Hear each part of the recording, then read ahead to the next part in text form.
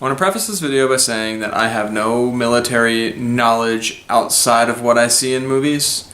And when movies are inaccurate, according to military processes, I have no clue. I just watched the movie. That being said, welcome to the Daily Neitz, a daily look at classic films, modern cinema, and occasionally the world of professional wrestling.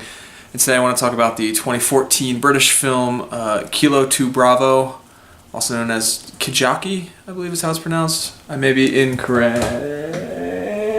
Kajaki something. In North America, it's Kilo 2 Bravo. And this is an Afghan war film based on a true story. It happened in September of 2006. And it follows the story of a group of British soldiers who get basically trapped in a minefield. And this is the first war movie I've seen since the first modern, current war movie that I've seen since The Hurt Locker that blew me away. The thing I said at the beginning about no military knowledge and all that, it's because I know The Hurt Locker is not very accurate, and a lot of military personnel don't like it. But as a film goer, as someone who just wants to be told a story, it was incredible. And I think this film surpassed that. It's so simple in the story, and I don't want to spoil anything, so I'm not going to talk too much. It's so simple in the story, and the characters and how they develop throughout the course of it, just with their mocking of each other and their nicknames for each other, and just the conversations they have while they're pinned down in the minefield. And it just tells so much story without having to show a lot and without having to explain a lot, and there's not a lot of exposition. Everything is just so natural, and the characters are so likable that every moment something happens, you feel it. And that's what a good war movie should do. It should tell the story well. I don't know how accurate it is to the actual events that happened, but it told a good story in the film, and I appreciated that. The other thing I really, really liked about this is they're in war in Afghanistan, so the two sides. I don't want to get political about the war, but it was the British and the United States against the Taliban and other insurgent groups.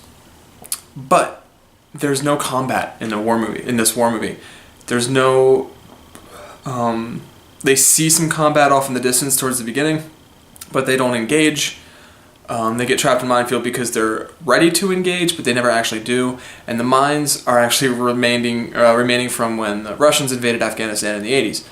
So it's not even a trap that was set for them. It's just something they just stumbled into the remainder of a previous war.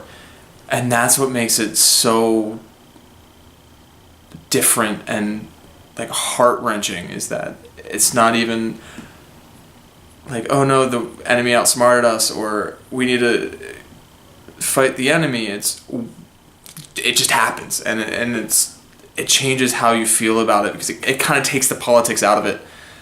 Yes, you can say, why are we there in the first place? But besides that, you can't even... It's men doing their jobs, and then stuff happens. I understand this is very, I'm not making any sense, I know, but if you see this movie, you might be able to understand what I'm trying to say. I have a lot of emotions right now because it's very, very, very solid, very good modern war film. Yeah, I don't have a lot else to say. It's good. It's on Netflix. If you want to cry to yourself for a couple hours, check it out.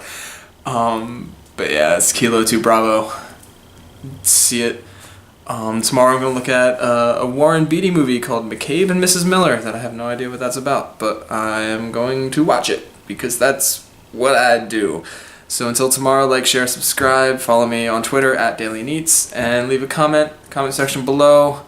Tell me all the historical and military inaccuracies that are in this film. So just ruin it for me.